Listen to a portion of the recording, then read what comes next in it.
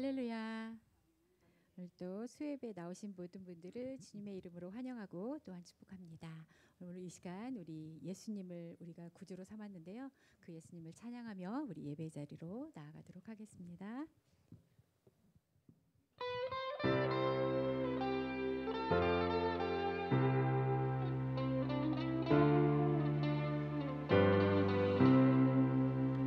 예수로 나의 구주 삼고 성령과 피로써 거듭나니 이 세상에서 내 영혼이 하늘의 영광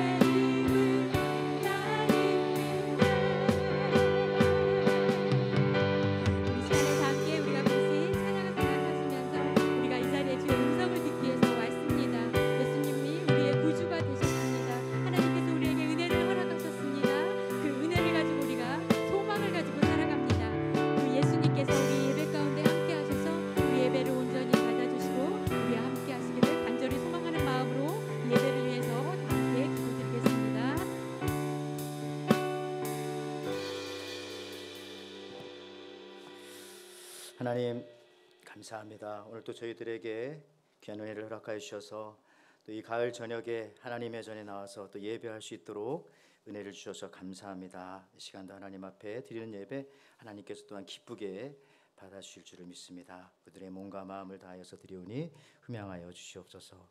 감사드리며 예수님의 이름으로 기도하옵나이다. 아멘.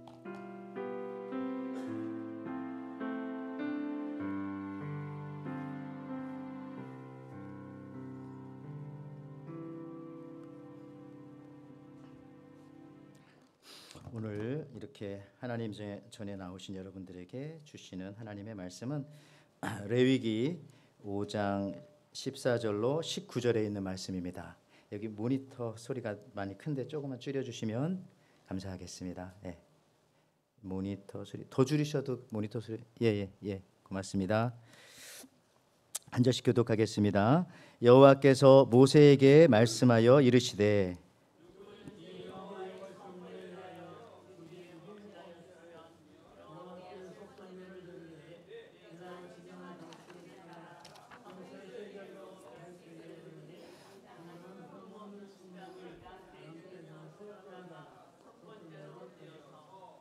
성물에 대한 잘못을 보상하되 그것의 5분의 1을 더하여 제사장에게 줄 것이요 제사장은 그 속건제의 순양으로 그를 위하여 속죄한즉 그가 사함을 받으리라.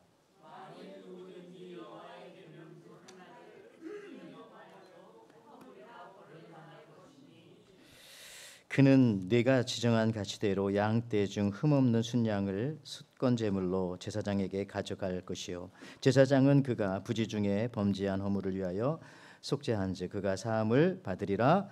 이는 속건제니 그가 여호와 앞에 참으로 잘못을 저질렀음이니라. 아멘. 예.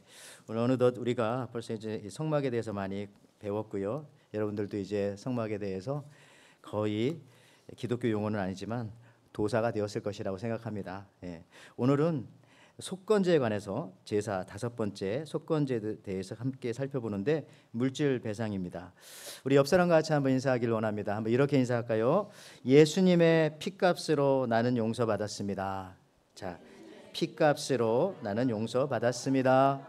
예, 피값이라고 하는 것은 배상, 그죠? 예, 배상. 예수의 피의 배상으로 우리는 용서받았다. 여러분 성경에서 죄를 중요하게 말합니다. 죄. 왜 중요하냐? 성경이 말하는 죄는 우리가 흔히 이 세상에 쓰는 죄의 개념과는 어느 부분 비슷하기도 하지만 사실은 또 다른 부분도 꽤 많이 있습니다. 가장 대표적인 것은 성경이 말하는 죄는 하나님의 뜻에 따라서 살지 않는 것, 그게 이제 죄이지요. 하나님의 말씀에 순종하지 않는 것으로부터 시작되어진 것이 죄입니다. 죄가 왜 나쁜가 말할 때에 그래서 하나님과의 관계가 깨어지기 때문에 죄는 나쁜 것입니다. 딱 그거예요. 그러면 인간들끼리도 서로 관계가 깨어지는 것은 그건 어디서부터 시작되냐? 하나님과의 관계가 깨어졌기 때문에 사람들끼리도 인간관계가 깨어지기도 하고 문제가 시작되는 것이죠. 그래서 성경이 말하는 이 죄란 단어는 하마르티아라고 하는 죄란 단어는 관역을 빗나간, 즉 하나님의 말씀을 떠난 것이라고 생각하면 정확하게 맞습니다. 자, 죄의 가장 핵심에 있는 하나님과의 그 관계 단절을 우리는 어떻게 회복할 수 있을까? 이것을 우리는 하나님과 관계가 단절되었기 때문에 수많은 문제들이 발생하는데 거꾸로 얘기하면요, 하나님과의 관계가 회복되기만 하면 다른 모든 문제들은 더 이상 문제가 되지 않는다라고도 말씀드릴 수 있어요. 그래서 여러분 하나님과의 이 관계의 단절을 회복하기 위한 절차로 구약 성경에서는 우리가 그동안 배워왔던 성막, 제사법에 대해서, 그래서 제사장이 필요했고 제사 드리는 텐트인 성막이 필요했고 그런 것이죠. 제사법을 주신 거예요. 구약의 성도들에게는 하나님과의 관계 회복을 위해서. 말하자면요, 하나님께서 이제 제사 제도도 주시기 전에 율법을 같이 주셨잖아요. 율법과 이 성막 짓는, 그러니까 제사 제도를 같이 주신 겁니다. 다시 말하면 율법은 하나님의 법인데 우리가 죄인 것이 드러나게 만드는 그러한 약과 같은 거죠. 율법은 아주 좋은 약이라고 생각합니다. 약. 왜냐하면 그 율법을 통해서 하나님을 볼 수 있는 눈이 떠지기 때문에, 그러니까 좋은 약이에요. 그런데 이것이 이제 부작용을 일으킬 수도 있어요. 왜냐하면 너무 센 약이기 때문에, 너무 강력한 약이기 때문에. 그래서 그 부작용을 없앨 수 있도록 해독제를 주었으니 그것이 바로 성막 제사 제도라고 생각하면 됩니다. 좀 이해가 되십니까? 정확한 비유는 아니지만 거의 맞아요. 틀리진 않습니다. 여러분, 그래서 예수님이 오시기 전에 구약 사람들은 매년마다 제사를 드리고 또 절기를 통해서 하나님께 죄의 용서를 받고 그리고 하나님과 관계를 회복하려고 그렇게 노력을 했던 것이죠. 그 역할을 중간에서 감당해 주었던 사람이 누구냐면 바로 제사장들이 되겠습니다.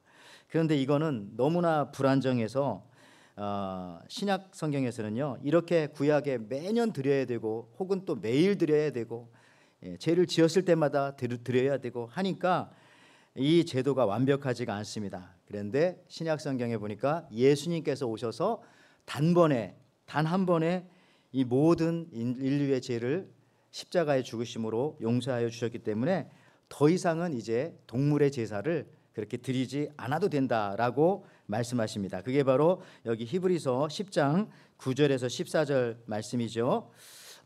그 후에 말씀하시기를 보시옵소서 내가 하나님의 뜻을 행하러 왔나이다 하셨으니 그 첫째 것을 폐하심은, 구약의 제사제도 얘기하는 겁니다. 폐하심은 둘째 것을 세우려 하심이라. 둘째는 신약, 예수님께서 자기 몸을 제사의 제물로 드린 것과 같은 것이죠. 자, 이 뜻을 따라 예수 그리스도의 몸을 단번에 들이심으로 말미암아 우리가 거룩함을 얻었노라. 제사장마다, 그러니까 구약의 제사장마다 매일 서서 섬기며 자주 같은 제사를 드리되 이 제사는 언제나 죄를 없게 하지 못하거니와 그러나 오직 그리스도는 죄를 위하여 한 영원한 제사를 드리고 하나님 우편에 앉으사 그 후에 자기 원수들을 자기 발등상이, 그러니까 발 아래 되게 하실 때까지 기다리시나니 그가 거룩하게 된 자들을 한 번의 제사로 영원히 온전하게 하셨느니라. 그러니까 구약에는 제사 제도가 벌써 5번째나 우리가 지금 보고 있는 거잖아요. 무슨 말인지도 어떤 때 모르겠지만 5번째나. 그런데 신약에는 그 제사가 이제 필요 없다는 거예요. 왜? 예수님이 이미 2000년 전에 십자가에 자기 몸을 제물로 드려 주셨는데 완벽하게 하나님께서 받으셨기 때문에 더 이상 그런 구약의 제사를 안 드려도 된다는 거예요. 예수님이 우리의 죄를 사해 주셨기 때문에 이제 그런 말씀을 하고 있는 것이 바로 신약 히브리서 10장의 말씀입니다. 그러므로 사실 우리에게는요, 사실 이 수요일 날 피곤한 몸을 이끌고 여러분 오셨는데 굳이 여기서 또 막 구약 성경을 열어서 성막을 오래 얘기하고 제사 제도를 얘기하고 지금 있지도 않은 제사장을 막 얘기하고 그 사람들의 옷을 얘기하고 하는 것이 무슨 의미가 있겠느냐 하겠지만 사실은 그걸 알아야 우리를 위해서 영원한 제물이 되신 나의 죄를 구원해 주신 예수님을 조금 더 알 수 있기 때문에, 조금 더 분명히 알 수 있기 때문에, 그래서 우리가 이 구약을 또 제사 제도를, 성막을, 제사장에 대해서 배우고 있는 것입니다. 예수님을 알기 위한 거예요. 다른 게 아니라. 있지도 않은 그분들을 배우는 것은. 자, 여러분, 구약의 모든 제사는 그래서요, 제사 제도는 예수님과 관계가 있어요. 왜냐하면 예수님이 마지막 제물로 모든 걸 완벽하게 해주셨기 때문에.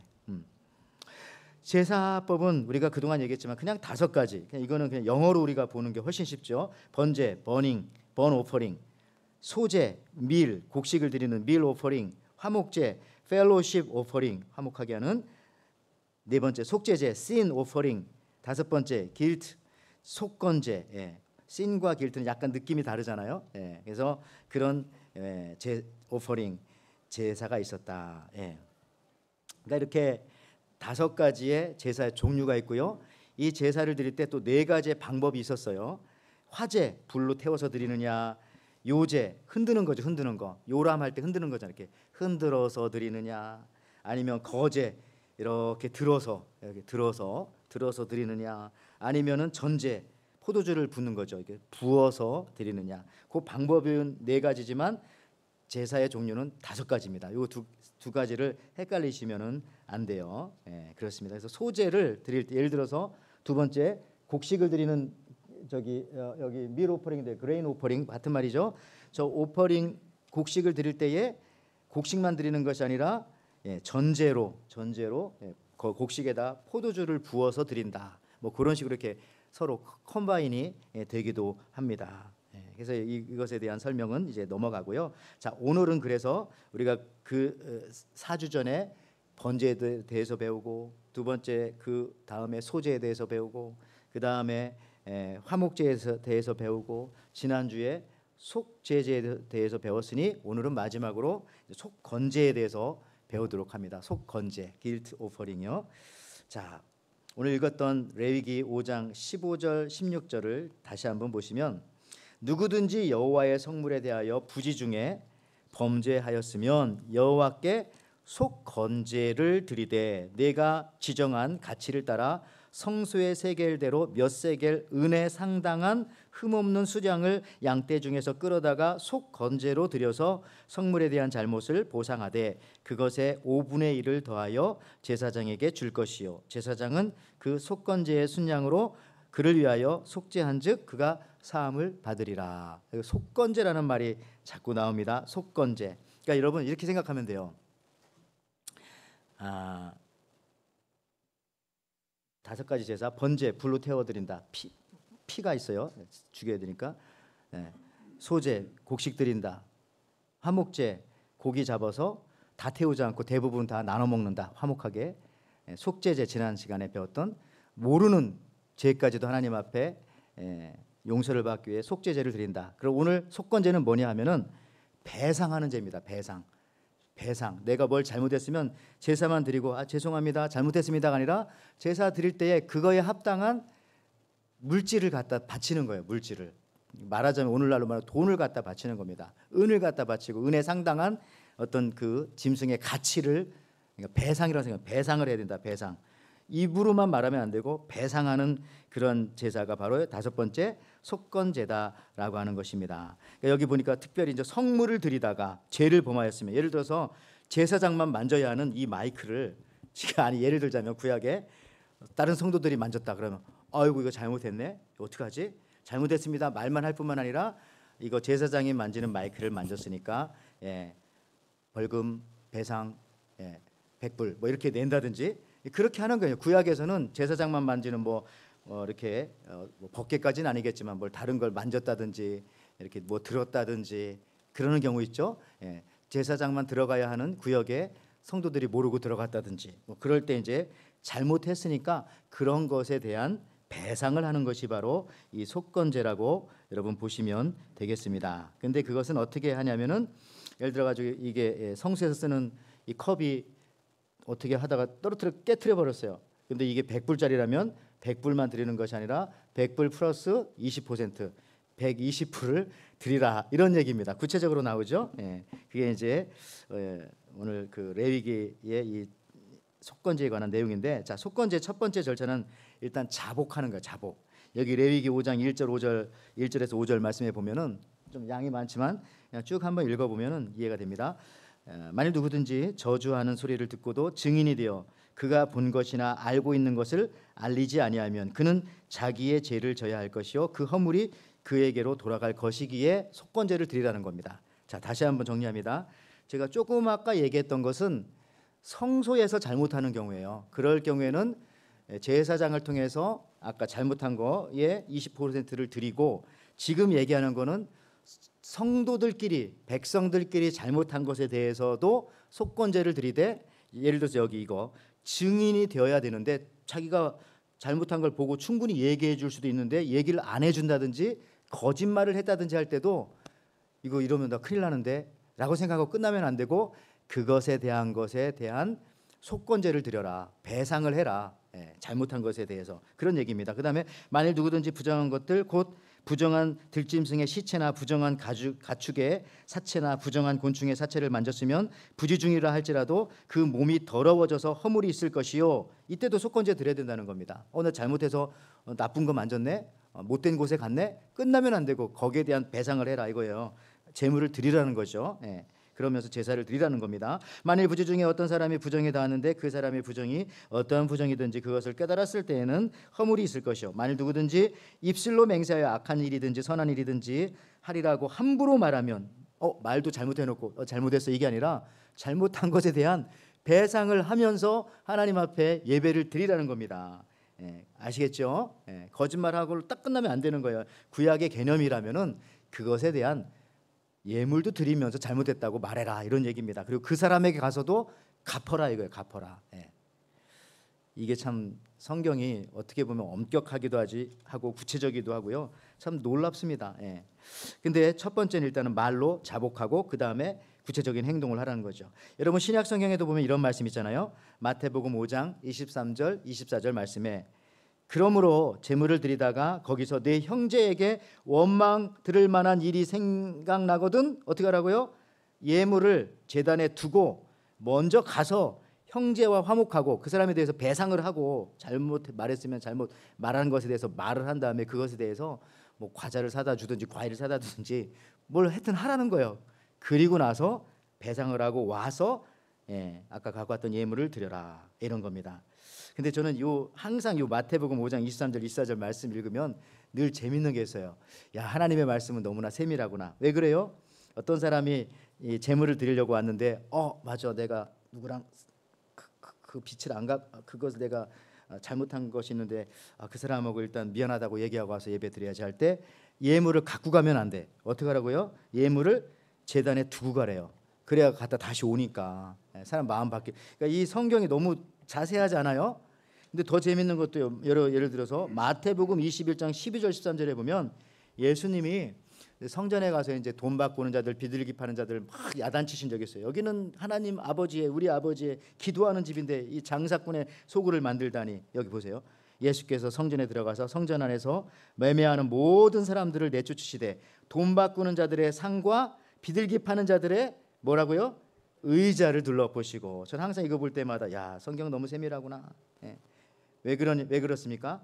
돈이야. 돈 바꾸는 사람은 상은 이렇게 들러 엎어도 쏟아진 돈 주워 담으면 되는데 아니 이 비둘기 파는 거 그 상을 막 집어 던지면은 그 비둘기 그 케이지가 어떻게 되죠? 부서지면서 거기서 비둘기 날아가면 어떻게 잡을 거예요? 그러니까 비둘기 파는 자들의 상이 아니라 거긴 뭐요? 의자를 집어 던지셨다 이런 겁니다. 그래서 야 예수님은 다 준비하시고 또 성경도 그거를 그대로 딱딱 적고 야 성경은 장난이 아니구나. 모든 것이 이렇게 세밀하시구나. 자세히 보면 다 있구나. 이런 것들도 알게 되는데 어쨌든 시간에 아까 그 마태복음 5장 말씀드린 것처럼 속건제를 드리고 와서 하나님 앞에 또 번제도 드리고 화제도 드리고 그렇게 해라. 속죄제도 드리고 해라. 이런 말씀입니다. 저는요 이 속건제 이제 오늘은 속건제만 생각하는 거니까요. 마지막으로 속건제가 있기에 얼마나 다행인지 모르겠어요. 왜냐하면 배상하면 되는 거니까. 배상하라고 물질로 배상하면 되는 거니까. 물론 이것을 어떤 이단이라든지 나쁜 종교에서는 자꾸 죄인이라고 해가지고 막 헌금을 갈취하고 뭐 돈을 자꾸 더 내라고 하고 무슨 면죄부를 써주고 이거는 잘못된 겁니다. 그래서 종교 개혁이 일어났죠. 이번 주일이 이제 종교 개혁 주일인데 그런 의미가 아니라 물질로 배상하라는 것이 얼마나 다행스러운 일인가 생각하는 거예요. 예를 들어서 저는 오늘 아침에 이제 아이를 그 학교 등교길에 이렇게 등교시켜주고 이렇게 칼라니에서 이렇게 오는데 이쪽으로 그쪽 주택가 쪽에 차를 나와서 그 어디지 그 큰 길 들어가는데 차를 파킹하면 안 되는 거예요. 파킹하면. 근데 거기 파킹을 하나 해놨더라고요. 그러니까 뒤에 차들이 쭉 다 밀리는 거예요. 그러면 여러분 이런 경우 어떻게 하겠습니까? 정확하게 하려면 그 파킹을 안 한 곳에 파킹을 했으니까 그 파킹선 바깥에 나와 있는 부분은 시에서 나와가지고 세톱으로 그 차를 이렇게 잘라가지고 이렇게 가져가는 게 가장 정확하지 않아요? 주차선 바깥에 했으니까. 그런데 그게 말이 됩니까? 그렇게 하려면 인력이 필요하지, 특수 장비가 필요하지. 또 그것 때문에 차 진입하려면 안 돼요. 그래서 어떻게 하는 거예요? 티켓을 끊는 거예요. 티켓을. 이게 속건제입니다. 그렇죠? 이제 이해가 조금 되십니까? 여러분들 미국에 오래 사신 분들은 이게 감이 없으시겠지만 한국에서 오신 지 얼마 안 되시는 분들은 그런 거잖아요. 저도 와서 처음에 느꼈지만 너무 미국은 이 티켓 값이 비싼 거예요. 그래가지고 예를 들어서요, 그 핸드폰 가지고 이렇게 전화하다가 걸리면은 하와이에서는 예전에는 제가 3년 전에는 375불인가 됐어요. 일단 뭐 만지기만 해도 처음에는. 근데 지금은 조금 바뀌어가지고 보니까 찾아봤더니 100불부터 1000불까지더라고요. 세 번째 걸리면 1000불 정도 내는 것 같더라고요. 핸드폰을 만지면은 전화하면은. 근데 여러분 한국은 제가 찾아봤더니 얼마냐면은 6만 원이에요. 6만 원. 그러니까 이게 한국하고 미국하고 너무 차이가 나니까 미국은 처음에 와서 딱 느끼는 것이 티켓 값이 너무 비싸구나. 이 속건제 값이 너무 비싸구나. 여기. 그러니까 이 미국은 그 속건제 개념이 있는 것 같아요. 아무리 봐도. 예. 잘못했으면 그것에 대한 것을 물질로 정말 이 배상해라. 이 심리적인 타격이 올 정도로 그래야 안 하지. 뭐 핸드폰 들었는데 뭐 1,000원 내. 뭐 이런 식으로 하면 맨날 들었다 놨다 해도 내면 되니까 이런 식으로 하면 안 되지 않습니까? 예. 여러분 어떤 한국에서 목사님이 신방 가다가 그만 속도 위반으로 벌금을 끊게 되었잖아요. 근데 목사님이 경찰관에게 좀 싼 걸로 좀 끊어달라고, 내가 내 욕심 채리려고 가는 것도 아니고 지금 환자 신방 가는 건데 정말 죄송하다고 그랬더니 경찰관이 예 알겠습니다. 그럼 뭐 목사님이신데 일주일 후에 어떻게 돼? 교회 사무실에 뭐가 날라왔다고요? 여직원이 목사님 막 보면서 얼굴이 빨개지면서 하는 말이, 목사님이 티켓이 왔는데 뭐냐고 그랬더니 노상방뇨 티켓이라고. 가만히 봤더니 제일 싼 거래 그게. 상상해 보세요. 그럼 목사님이 어디 가다 막 오줌 누는 거잖아요. 그래서 제 생각하기에 속건제도 정직하게 드려야지 뭐 좀 싸게 드리려고 하고 하나님 이것도 좀 깎아주세요 그러다 보면 이런 망신 당합니다. 여러분 그래서요 이 속건제 개념을 우리가 신앙생활 할 때도 조금 도입하면 좋을 것 같아요. 여러분들 헌금 드릴 때 감사의 예물은 드려요. 많은 분들이. 그런데 이 믿음의 공동체에 대해서 내가 뭘 잘못했다든지 혹은 내가 무엇을 신앙인으로서 잘못했을 때 회개의 예물을 드린 적은 있습니까? 그런 것도 있나 이런 생각할 수 있겠죠. 근데 오늘 했어요. 속건제를 보니까 그런 예물도 드릴 수 있겠구나 이런 생각이 듭니다. 여러분들 어떻게 보면은 이 현대 교회는 이런 속건제 개념의 헌금이 거의 교인들이 인식하지 못하고 있기 때문에 죄를 더 가볍게 여기는 것은 아닌가 이런 생각도 해요. 예를 들어서 저는 이 속건제가 이 시대에도 있다면 그런 거죠. 교회 예배 무단 결석하면 직분자들은 벌금을 내라. 한 번 빠지는데 500불씩. 웬만하면 안 빠질 것 같은데 제가 볼 때 높여야 되나 1,000불씩 그러면은 그죠? 권사님은 한 번 빠지면 빠질 때 빠져도 좋아. 그렇지만 1,000불은 내고 빠져라. 헌금 드릴 테니까. 이렇게 속건제 개념이 있으면 아마 다시 오시지 않을까 이런 생각하고요. 뿐만 아니라 예를 들어서 뭐 생각해봤어요. 예배 지각하면은 속건제 개념으로 뭐 얼마씩 자기가 양 한 마리 값 드리든지 뭐 하고. 근데 가끔 보면 저도 이렇게 헌금 이렇게 내신 거 어떤 때는 이제 저는 거의 안 봅니다. 안 보고 1년에 한 번 이렇게 뭐 이렇게 그 세금 때문에 뭐 이렇게 써줄 때 잠깐 보기도 하는데, 근데 주부에 보면 명단은 이름 명단은 나오잖아요. 나오는데 거기 보면은 자기 자녀가 안 나왔을 때 대신 그 자녀 이름으로 내시는 그런 분들도 있더라고요. 그러니까 그런 개념이 혹시 속건제 개념이 아닌가 하는 생각도 하면서 이것도 받으시겠구나 이런 생각도 좀 했는데, 여러분 이 여러 가지 그런 이 심정으로 말하면 속건제 심정으로 드리는 것들이 꽤 많이 있어요. 저도 좀 아이들 너 예배 잘 참석했냐, 본토에서는 너 오늘 늦지 않았냐, 늦었으면 너 다음에 가서 속건제처럼 그렇게 하나님 앞에 회개 예물 드려라. 네가 안 드리면 내가 드려야 되니까 뭐 이렇게 한번 전화도 해줄까 생각을 합니다. 그런 식으로요. 그렇죠? 지각하면 벌금 내고 예배 시간 들락날락하면 뭐 100불씩 내고, 주보에 글씨 틀리면은 뭐 50불씩 내고, 찬양팀 부르다가 틀리면은 30불씩 내고, 저 기타 치다가 틀리면은 1000불씩 내라면 저는 아마 이제 못 칠 겁니다. 뭐 이런 식으로 해가지고 이게 이제 하나님의 거룩한데 뭐 이렇게 나오면은, 그러니까 그런 개념도 생각해 보면서 속으로 웃기도 해봤어요. 사랑방 예배 안 드리면 주부에 보면 공란 있잖아요. 그런 사랑방은 속건 제물로 10,000불씩 내고, 그럼 어떻게 해서든지 드려야 되지 않겠어요? 부서회의 뭐 내라고 해도 안 내는 그런 부서는 속건제로 5,000불씩 내고, 그렇지 않으면 이건 다 죄다 그러면은 다 내게, 그거 안 내려고 다 내시겠죠. 그 속건제를 내지 않고 그걸 내시겠죠. 그러니까 여러분들 이 개념이라는 것이 제가 이제 우스갯소리 비슷하게 했지만 이런 예배가 있는 거예요. 그러니까 이런 것이 있었구나. 구약 성도들은. 그래서 그들의 신앙이 어느 정도 바로 잡아지고 또 한 번 생각할 수 있는 그런 부분이구나. 우리 신약 성도들은 뭐 우리의 죄를 위한 제사는 더 이상 안 드리지만 그 개념 정도만큼은 우리가 한번 생각해 볼 수 있지 않을까 이런 생각합니다. 여러분들 어떤 청년은 학교를 졸업하고 직업을 가지기 전에 자기가 젊은 청년이 이제 돼가지고 직장을 얻게 되잖아요. 하나님 앞에 이제 그렇게 자기가 결심했대요. 하나님, 제가 이제 직장을 갖게 되면 11조를 드리겠습니다. 그렇게 해서 이제 드리는데 자기가 이제 마음속으로 또 그렇게까지 해야 되나? 전 좀 걱정되더라고요. 이렇게 했대요. 이 11조를 안 드리면 그 다음번에는 안 드린 것만 드리는 게 아니라 안 드린 것에 곱하기 2 해가지고 10에 2조를 드리고 그 다음까지 세 번째 밀리면 뭐 10에 3조를 드리고 그럼 어마어마하게 많아지는 거예요. 그죠? 세 달치 드려야지, 지난 달치 2번 드려야지, 이번 달치 드려주면 월급의 50% 없어지잖아요. 그렇게 한번 결심을 해봤는데 그래서 밀리지 않았다. 자기 겁나가지고 계속 밀리면 안 될까봐 그렇게 이제 스스로도 생각하고 자기 자신을 한번 이렇게 다독여 봤다라고 하는 그런 간증도 들은 적은 있습니다만은, 그러니까 이런 개념들이 바로 속건제의 원리와 개념이 아닐까 이런 생각을 합니다. 여러분들, 우리 속건제는요, 이 원리에 의하면은 우리 예수님은 우리가 구원받기 위해서 그냥 예수님의 목숨까지도 우리한테 안 주셔도 주님은 충분히 우리를 구원하실 수 있을 텐데, 하나님은 너무 뭐라고 할까요? 그 이상으로 우리를 위해서 하나님은 자기 아들을 주셨다 이런 생각합니다. 이게 일종의 또 속건제의 제물인 거예요. 왜냐하면은 자기가 잘못한 것보다 항상 더 드리니까 더. 여기 레위기 5장 16절에도 보면 성물에 대한 잘못을 보상하되 그것에 5분의 1을 더하여 제사장에게 줄 것이요 제사장은 그 속건제의 순양으로 그를 위하여 속죄한즉 그가 사함을 받으리라. 언제나 더 조금씩 더 드리는 거예요. 속건제는 이런 속건제의 정신을 여러분들 오늘날 제가 그동안 쭉 말했지만은 우리 신앙에 어떻게 적용할 것인가라는 것들을 여러분들이 한번 쭉 생각해 봤으면 좋겠어요.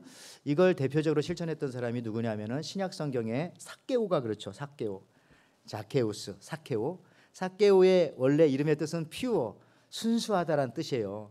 근데 하는 짓은 너무 나쁜 짓이었잖아요. 로마의 식민지 이스라엘에서 로마의 세무 공무원이 돼가지고 막 그냥 이스라엘 사람들의 세금을 착취해가는 거예요. 자기 동족에. 그러니까 사람들이 얼마나 이 삭개오를 싫어했겠습니까? 막 세금을 막 붙이는 거예요. 인두세, 사람 머리마다 인두세. 나중에는 마차세 해가지고 마차 하나마다 붙이더니 나중에는 뜯어낼 게 이렇게 안 되니까 마차 한 대로 하지 않고 바퀴세라고 또 이름을 줬어. 바퀴. 마차의 바퀴가 4개잖아요. 하나. 진짜로 해.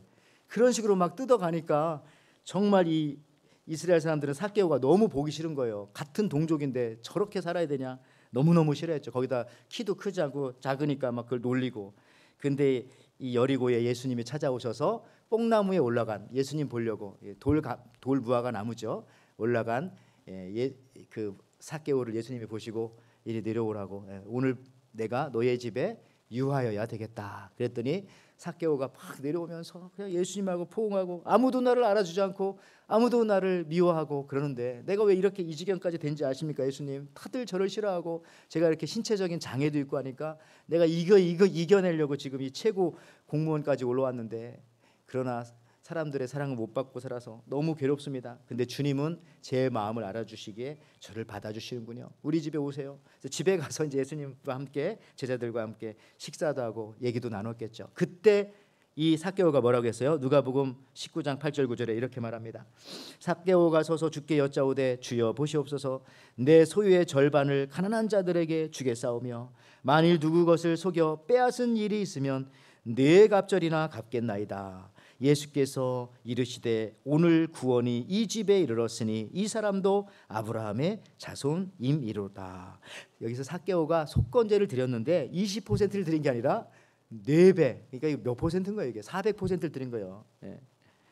여러분, 이건 왜 그러냐면은 자 보세요. 민수기 5장 7절에는요 그 지은 죄를 자복하고 그 죄값을 온전히 갚되 5분의 1을 더하여, 그러니까 20% 더 드리면 되는 거예요. 그런데 왜 삭개오는 4배나 5배나 더 갚았을까? 여기 출애굽기 22장 1절 그 밑에 나오죠.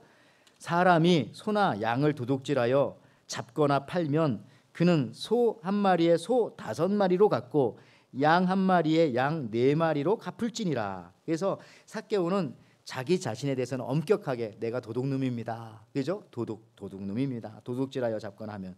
그래서 이렇게 4배나 혹은 5배 이렇게 뇌갑절이나 갚았다는 그런 얘기가 되겠습니다. 그러니까 온전하게 속건제를 드린 것이죠. 여러분들 그냥 넘어가면 안 됩니다. 그냥 넘어가면 이게 그냥 넘어가니까 다음 죄가 또 오는 거예요. 딱 여기서 이제 끊고 속건제 딱 드리고 가야 돼요. 여러분들 퉁치고 가는 거죠. 퉁친다는 말. 난 퉁친다는 말을 어디서 들어봤나 했더니 그래 퉁쳐. 이게 세임으로 하자는 거잖아요. 그죠? 내가 잘못한 거 당신이 잘못한 거 그냥 내가 그거 안 받아도 돼. 당신이 나한테 그때 꼬간 거 그거랑 같은 거야. 뭐 이런 식이잖아요. 이 퉁친다는 것이 사실은 화토 칠 때 했던 것이더라고요. 맞죠? 여러분들은 뭐 거룩하니까 화투를 평생도 안 쳐봤겠지만 저도 안 쳐요. 근데 아주 어렸을 때 기억이 나는 거예요. 머릿속에 촥촥촥 이렇게 하고서 퉁 하면 이제 나눠주지 않고 아니요 밑에다 안 놓고 이렇게 나눠줬던 것 같아요. 퉁 하면 그 퉁이 그 거기서 나왔다고 하더라고요. 갔다 뭐 이런 식으로. 그렇습니까? 예. 그런 식으로 하나님한테 야 하나님 이거 뭐 그냥 퉁치고 지나가죠. 이런 거 없다는 거를 제가 말씀드리려고 기억에 오래 남게 하시려고 갚고 가야 됩니다. 그 심정으로 가야 되는 거죠. 하나님 앞에. 감사 예물도 드리지만 어떤 때는 속건제의 의미를 담아서 하나님 앞에 또 드릴 수 있는 그런 마음, 그런 우리 그 영혼의 상태라면은 하나님께서 더 큰 은혜와 축복을 주시지 않을까 생각을 합니다. 여러분들 말씀을 오늘 이제 마치면서 우리가 그동안 5개 제사에 살펴봤는데요. 사실은 이 모든 것이 다 그냥 예수님에 대한 얘기, 구약의 얘기가 아닌 거예요. 히브리서를 통해서 보니까 번제, 피 제사, 예수님의 피에 관한 얘기입니다. 소제, 곡식 그냥 갈아서 드리는 거, 예수님의 몸이 우리를 위해서 찢기고 상하신 그런 몸들, 화목제, 관계 회복, 예수님 십자가의 죽으심으로 나와 하나님과의 관계가 회복되어졌고 또 예수님 때문에 우리들의 관계가 회복되어지고 속죄제, 우리의 모르는 죄까지도 우리 주님이 충분히 다 용서해 주셨고 오늘 속건제, 나에 대한 이 죄값에 그죠? 보혈의 피값으로 랜섬이죠. 그냥 우리 주님께서 그 피값으로 배상해 주셨고 그러니까 이 제사는 다 예수님에 관한 것이고 예수님이 5가지 제사를 통해서 우리를 구원하셨을 뿐만 아니라 오늘날도 우리를 충만하게 이끌어 가신다라고 하는 그런 내용입니다. 오늘 이 정도까지 하시고요. 같이 오늘 말씀 생각하면서 우리 같이 찬송 부르시고 다시 한번 또 결단하는 기도 잠깐 갖도록 하겠습니다.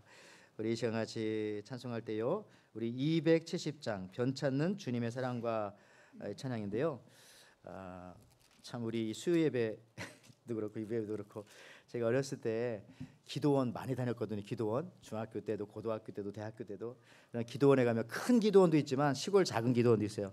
그럼 그때 방학 때 저렇게 조그마한 애들이 와가지고 이렇게 막 드럼도 치고 그러던 기억이 나는데 딱 그런 느낌이 드네요.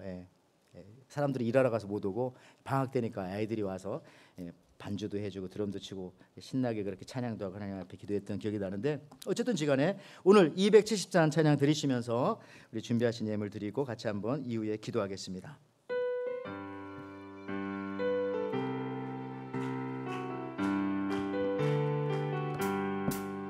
변찮은 주님의 사랑과 거룩한 보혈의 공로를 우리 다 찬양을 합시다. 주님을 만나볼 때까지 예수는 우리를 깨끗게 하시는 주시니 그의 피 우리를 눈보다 더 이게 하셨네. 우리를 깨끗게 한 피는 무궁한 생명의 물일세. 생명의 구원을 받은 자 하나님 찬양을 합시다. 예수는 우리를 깨끗게 하시는 주시니 그의 피 우리를 눈보다 더 희게 하셨네. 주님의 거룩한 보혈을 날마다 입으로 간증해 담대히 싸우며 나가세 천국에 들어갈 때까지 예수는 우리로 깨끗게 하시는 주시니 그의 피 우리로 눈보다 더 이게 하셨네 십자가 단단히 붙잡고 날마다 이기며 나가세 머리에 면류관 쓰고서 주 앞에 찬양할 때까지 예수는 우리를 깨끗게 하시는 주시니 그의 피 우리를 더 이게 하셨네.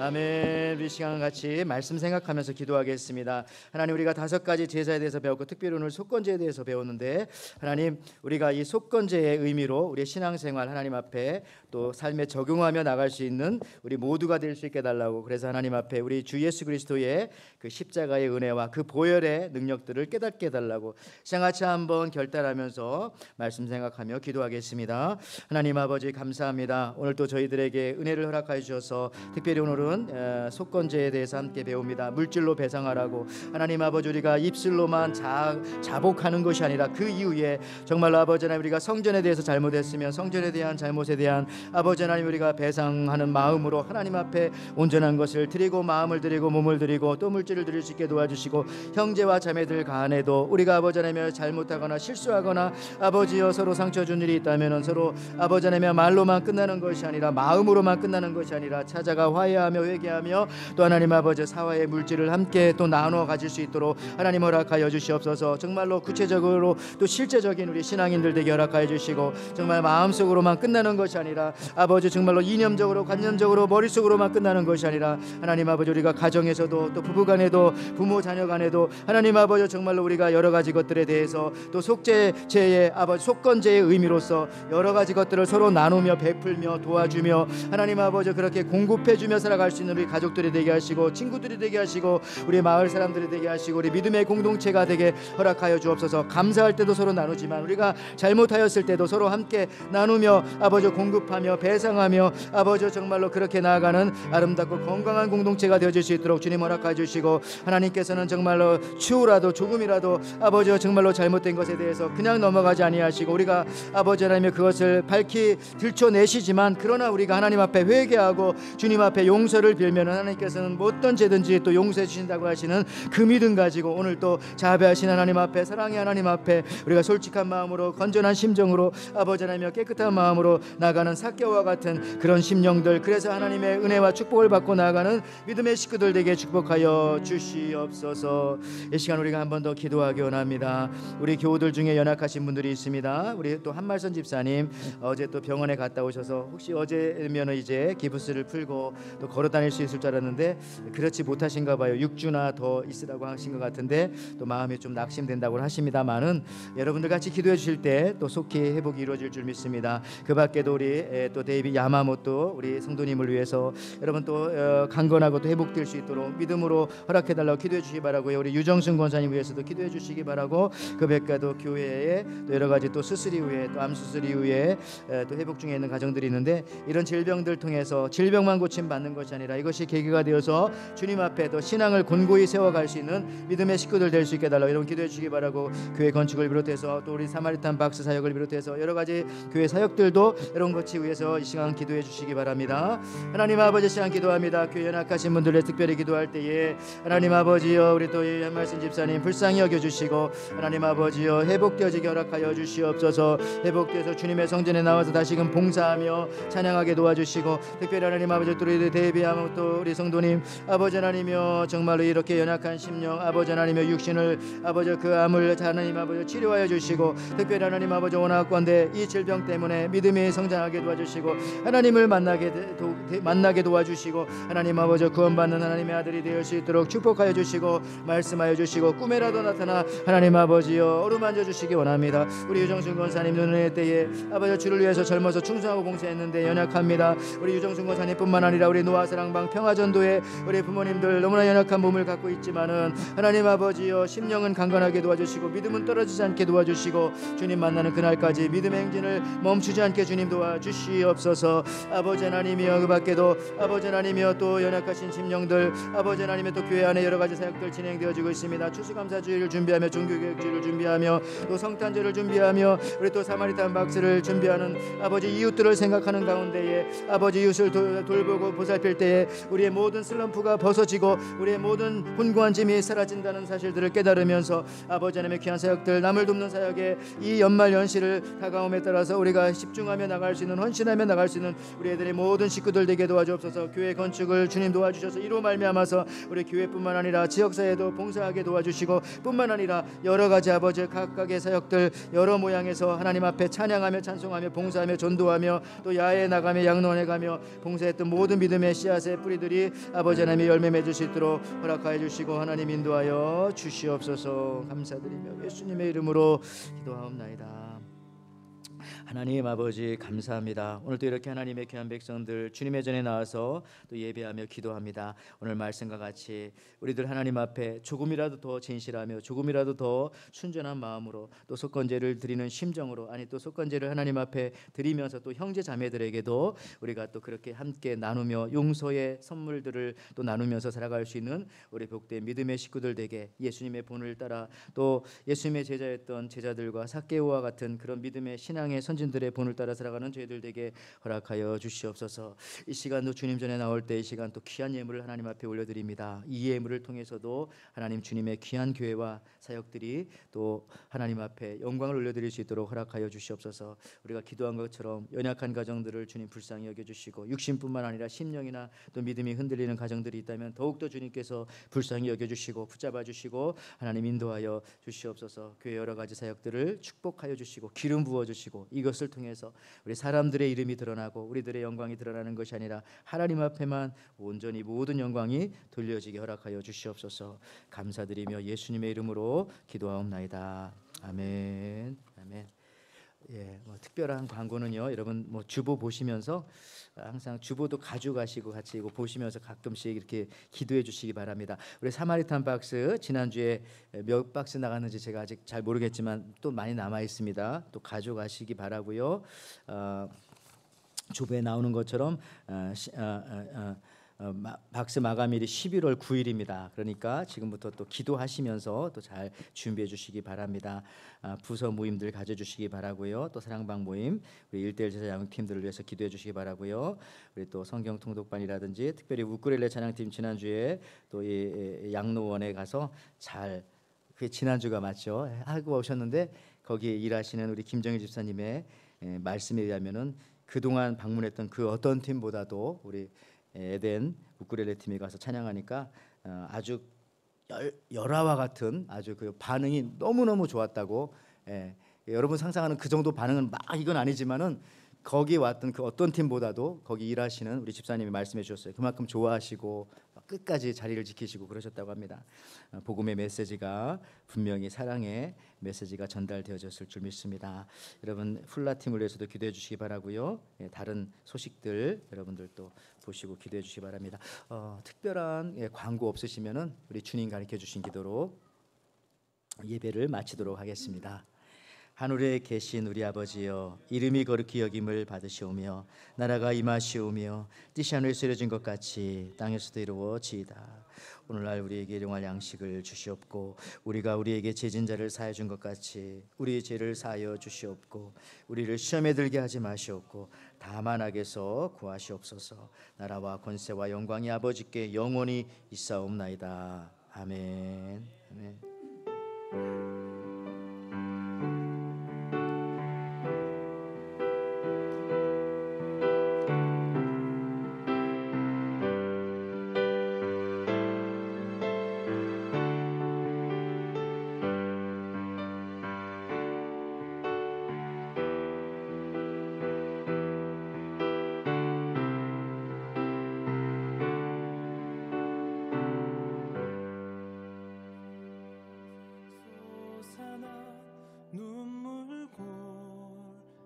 지나갈 때에 뭐